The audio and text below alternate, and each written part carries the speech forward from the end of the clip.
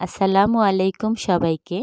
সবাই কেমন আছেন? আশা করি ভালো আছেন। আজকে আমি আপনাদের জন্য নিয়ে এসেছি খুবই সহজ বাঙালিদের অতি প্রিয় আলু দিয়ে গরুর মাংসের ঝোল। তার জন্য প্রথমেই চর্বিসহ গরুর মাংসগুলি মাখিয়ে নেব। এর জন্য প্রথমে আমরা ১ কাপ পেঁয়াজ কুচি, লবণ, স্বাদ অনুযায়ী ২ টেবিল চামচ আদা বাটা, ২ টেবিল চামচ রসুন বাটা ও ২ টেবিল চামচ কাঁচামরিচ বাটা দিয়ে দেব। তারপর এখানে শুকনো উপকরণগুলো হলুদ, মরিচ, জিরা, ধনে ও রঙটা সুন্দর আসার জন্য কাশ্মীরি মরিচ দিয়ে দিলাম। এরপর ফেটানো টক দই দিয়ে দিলাম। তার সাথে হাফ কাপ সয়াবিন তেল দিয়ে আলু দিয়ে সবটা ভালো করে মেখে ১ ঘন্টা ম্যারিনেট করে রাখবো। এই গরুর মাংসটা আরও সুস্বাদু করার জন্য এখানে কিছু গরম মশলা, তেজপাতা, এলাচ, দারচিনি, স্টার এনিস, বড় এলাচ আর সবচেয়ে আকর্ষণীয় একটা মশলা হলো রাঁধুনি ও মেথি।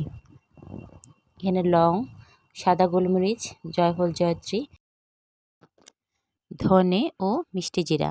এই মশলাগুলো আমরা হালকা ব্লেন্ড করে নিব। তার জন্য প্রথমে একটি কড়াইতে হাফ কাপ সরিষার তেল দিয়ে দিব। এই মাংসটা সরিষার তেল দিয়ে করলেই খেতে মজা লাগে।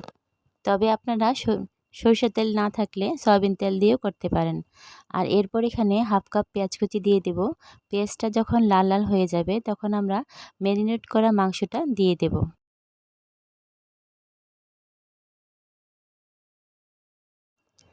মাংসটা দিয়ে দেওয়ার পর বেশ কিছুক্ষণ নেড়ে নেব। আর চুলার ফ্লেমটা মিডিয়াম টু হাই রেখে ঢেকে দেব ৫ থেকে ১০ মিনিটের জন্য। ৫ থেকে ১০ মিনিট পর আমরা এর মাঝে কয়েকবার নেড়ে দেব যাতে তলায় লেগে না যায়। তারপর এখানে ভালো করে নেড়ে আরেকটুক্ষণ কষিয়ে নেব।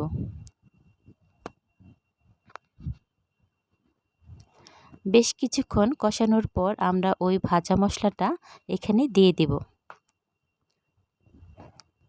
এই মশলাটা দেওয়ার পর আরও কিছুক্ষণ ঢেকে আমরা মাংসটাকে সিদ্ধ হওয়ার জন্য রেখে দেব।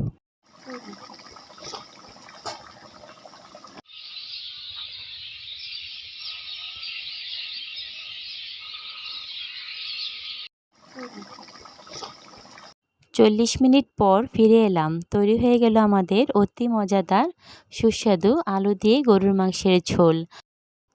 আর যদি এই শীতের দুপুরে এক বাটি গরম ধোয়া ওঠা ভাতের সাথে গরুর মাংসের ঝোল হয় তাহলে তো খাবারটা একেবারেই জমে যায়, তাই না?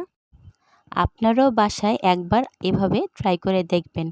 এর স্বাদটা মুখে লেগে থাকার মতো।